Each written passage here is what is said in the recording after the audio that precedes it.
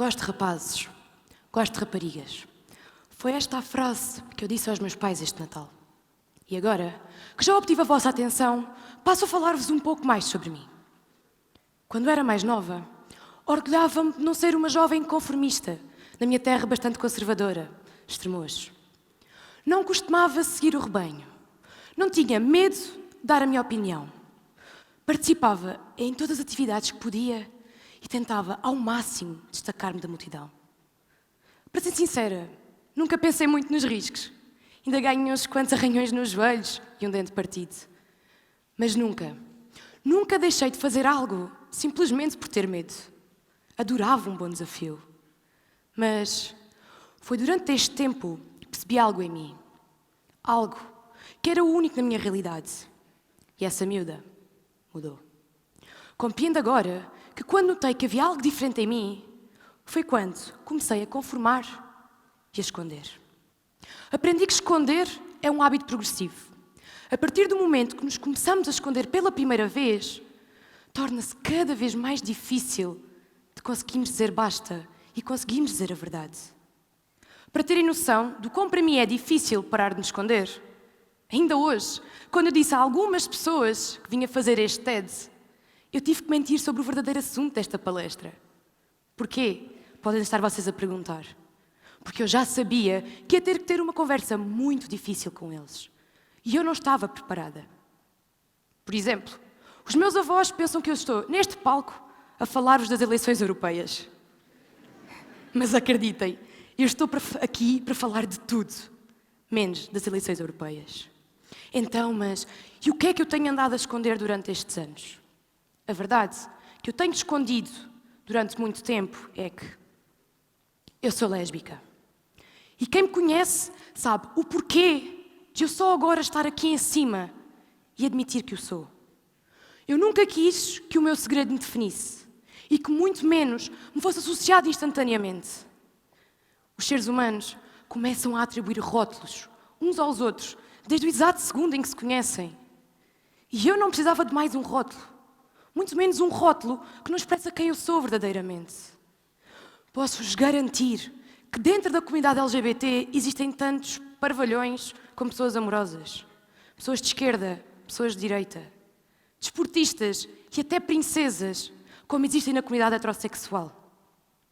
Rotulamos pessoas como rotulamos produtos para consumir. Consumimos rótulos, não consumimos laços humanos. E temos medo que os nossos rótulos não sejam lidos pelo código de barras da sociedade. E foi esse o medo que eu senti. Para aqueles que são de grandes cidades, isto pode não vos parecer muito importante. Pode-vos parecer estranho até que eu tenha mantido a minha verdade durante tanto tempo escondida. Mas o meu medo de não ser aceite paralisou-me. E eu sei que não estou sozinha nisto. Admito que fiquei muito surpreendida ao saber que existem tantas pessoas como eu, que gastam imensa energia para se esconder. Mas fiquei ainda mais aterrorizada ao saber que o meu silêncio pode ter tantas consequências a nível social. O facto de eu me ter escondido pode ter contribuído para o ambiente e atmosfera de discriminação que existe hoje em dia. Pelo menos em Estremoz, minha terra, eu estou ciente que tenha acontecido. Eu tenho muitos amigos que gozavam com as pessoas homossexuais. Mas será que se eu lhes tivesse dito que era parte dessa comunidade, eles iriam ter respeito por mim e por eu ser amiga deles, iriam repensar todos os seus comentários? Eu não sei, porque eu nunca tive a coragem para lhes dizer quem eu verdadeiramente era. E isso afeta-me profundamente. Há mais coisas assustadoras cá dentro do que lá fora. Os maiores obstáculos que alguma vez terei que ultrapassar são os meus maiores medos e inseguranças. Acredito que se conseguir vencê-los, eu consigo mudar a minha realidade exterior. E eu até já tenho provas disso. No ano passado, em fevereiro, eu estive no Encontro Nacional de Escolas Amigas dos Direitos Humanos. E uma das atividades consistia em falarmos no momento em que fomos breves, um momento em que fomos corajosos, um dia em que nos chegámos à frente e tivemos a coragem para fazer algo. E acreditem, nenhuma das 80 pessoas que estão aqui nesta fotografia quis partilhar o seu. Foi então que eu levantei o braço e pela primeira vez no meio de uma sala com pessoas que eu conhecia há uns anos e pessoas que eu nunca tinha visto e que nunca mais voltei a ver, eu saí pela primeira vez em público do meu armário. E acreditem, foi um peso gigante que me saiu de cima. Mas se eu achava que este libertar do peso tinha sido bom, o que aconteceu a seguir ainda foi muito mais importante. Quando eu acabei de falar, outra mão ergueu-se na sala, que simplesmente disse estas palavras: tu inspiraste-me. Eu quero dizer que também sou lésbica. E foi aí, nesse exato momento, que eu percebi que o meu silêncio não fazia bem a ninguém. Basta de estarmos presos a um armário. O mundo cá fora é tão mais bonito. E, falando em armários, gostava também de desmistificar este conceito convosco. Na minha opinião, todos nós temos um armário. O meu, o armário tradicional, o armário gay. Mas o teu pode ser contares a uma criança de 5 anos que seu animal de estimação morreu. Ou o teu pode ser simplesmente contares aos teus pais que fumas. Ou qualquer uma das conversas difíceis que nós temos que ter na nossa vida. Por mais que os temas variem, a experiência de estar dentro de um armário é universal. Claro que eu poderia estar neste palco a dar-vos 1001 razões do motivo de eu sair do meu armário ser mais difícil do motivo de vocês saírem dos vossos armários. Mas o que nós precisamos entender é que o difícil não é relativo. O difícil é difícil. Não existe o mais difícil e não existe o menos difícil. Existe o difícil.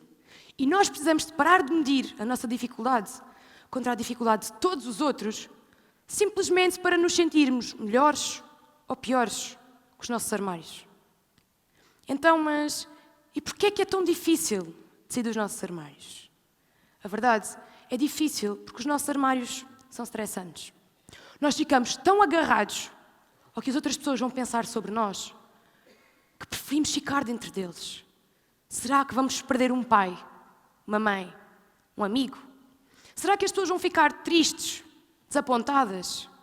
Nós temos tanto medo da reação das outras pessoas que preferimos ficar presos dentro deles. Para terem noção, o stress surgiu na altura em que éramos perseguidos por mamutos. Sim, mamutos, há muitos anos atrás.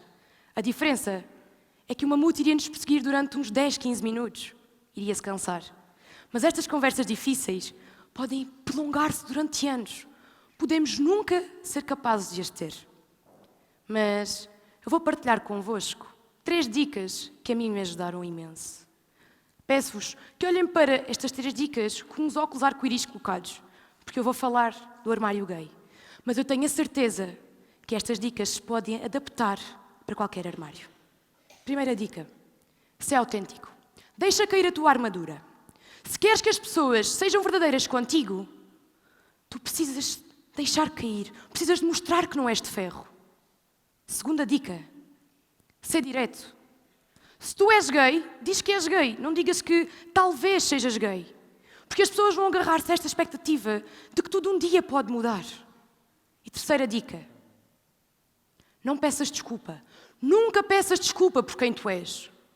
Tu és um ser humano extraordinário e não cabe a ti moldar-te às outras pessoas. As outras pessoas é que têm que te aceitar como tu és. Então, da próxima vez que estiverem dentro de um armário, pensem que todos nós, em algum momento das nossas vidas, já estivemos por lá. Nós sabemos que é difícil, mas nós precisamos de vocês aqui, do lado de fora dos nossos armários. Os armários não são lugar para as pessoas viverem. E falando nesta parte de sair dos armários, eu gostava de falar convosco da minha saída do meu armário. Eu posso dizer que tive 4 grandes fases. A primeira vez que fui capaz de falar com os meus amigos e dizer-lhes que eu era lésbica. A segunda corresponde à minha ida para a faculdade. A terceira, a frase com que iniciei este TED. Não gosto de rapazes, gosto de raparigas. Falar com os meus pais.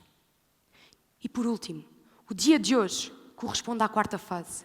O dia que me vai permitir nunca mais voltar a esconder. Nunca se sabe muito bem quando é que se deve falar destes temas com os nossos amigos. Muito menos quando se tem 17 anos e se está numa terra onde ser lésbica é ser visto como quase uma aberração. E foi um pouco esse o sentimento que eu tive. até conseguir falar com as 2 primeiras pessoas que eu era lésbica.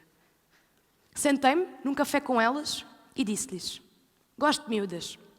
E obtive uma reação quase instantânea delas. Ok, Basílica, nada vai mudar. Tu continuas a ser a nossa amiga. Gostas de rapazes, gostas de raparigas. E foi aí, com 17 anos, que eu consegui pela primeira vez ser eu própria.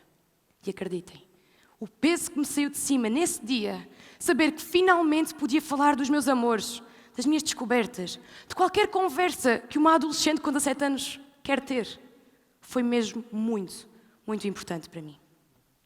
Segunda fase, corresponde à minha ida para a faculdade. Minha mãe é uma pessoa que gosta muito de despachar tudo quando pode. E o que é que acontece? Ainda não eram 7 da manhã e já estava eu, a minha mãe e o meu pai plantados à porta da faculdade, que claramente ainda se encontrava fechada, não é? Às 7 da manhã era um bocado estranho. Mas o que é que aconteceu? Assim que as portas abriram, eu fui reencaminhada para a mesa da Associação de Estudantes. E foi logo aí que eu percebi que estava numa realidade totalmente diferente. Ao chegar às mesas da Associação de Estudantes, eu deparei-me com a presença de pessoas da comunidade LGBT nas mesmas. E acreditem, para uma pessoa que na minha situação vem de uma terra onde não há um casal lésbico assumido e chega à faculdade e as primeiras pessoas que encontra são pessoas da comunidade LGBT, foi um alívio. Saber que finalmente podia ser eu própria, que não me tinha que preocupar sobre esconder-me mais. O que é que acontece? O meu primeiro dia de aulas, que também corresponde ao meu primeiro dia de praxe, foi um dos dias que eu percebi exatamente isso. Que não precisava de mentir mais sobre quem eu era. Em primeiro lugar, eu não conhecia ninguém. Portanto, não ia ter aquela expectativa de será que as pessoas vão afastar de mim para eu ser lésbica? Não conhecia ninguém.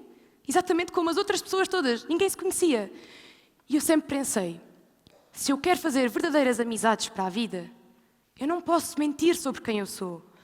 As outras pessoas estão-me a dar tudo. E eu estou a ocultar uma parte muito importante da minha vida.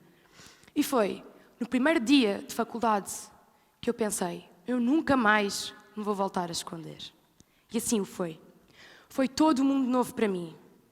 Os meus amigos, aqueles que fiz na faculdade e que espero levar para o resto da vida, foram as pessoas que nunca me deixaram ir abaixo, que sempre estiveram ao meu lado. Eu não preciso estar aqui em cima a dizer nomes, porque eles sabem quem eu sou. E a todos eles, o meu maior obrigada.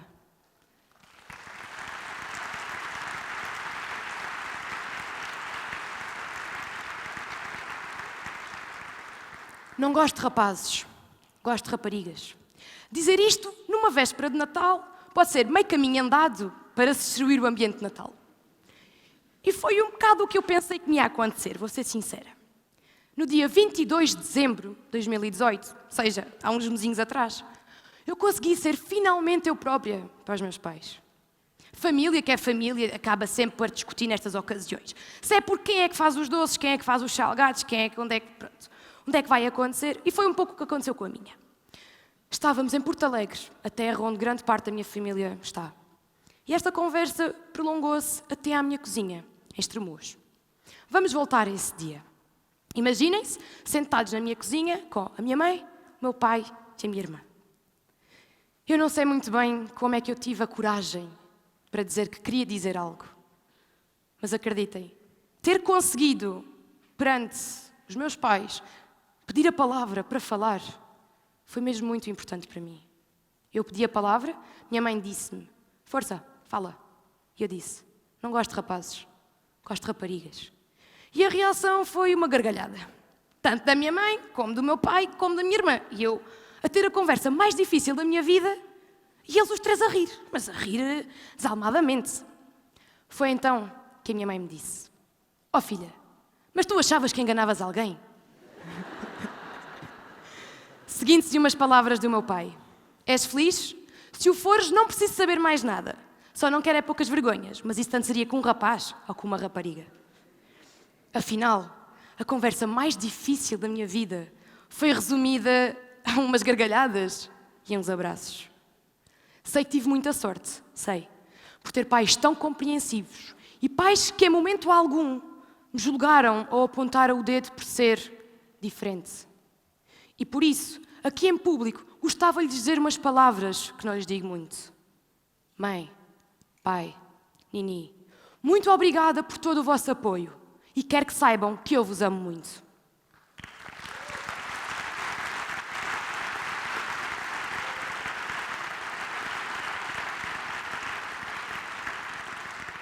E chega então o dia de hoje, a quarta e última fase desta minha caminhada. O dia de hoje vai me permitir nunca mais voltar a esconder. É um dia que me vai abrir muitas portas, tanto a nível pessoal como a nível profissional. Mas sei que também me vai fechar muitas outras. Porque, infelizmente, a nossa sociedade ainda não está preparada para as pessoas que falam tão abertamente desta questão. A sociedade ainda tem que ultrapassar muitas barreiras. Mas eu hoje vou sair daqui com consciência que consegui passar a minha palavra. A importância de sermos nós próprios. Eu hoje decidi tomar este rumo, de nunca mais me voltar a esconder. E eu sei que vocês também o vão conseguir. Seja hoje, seja amanhã, seja no futuro. Eu acredito que vocês vão conseguir dizer o basta. Claramente que algumas pessoas vão ficar desapontadas. Mas isso é um problema delas, não é um problema vosso. Aquelas são as expectativas delas sobre quem vocês são, não são as vossas.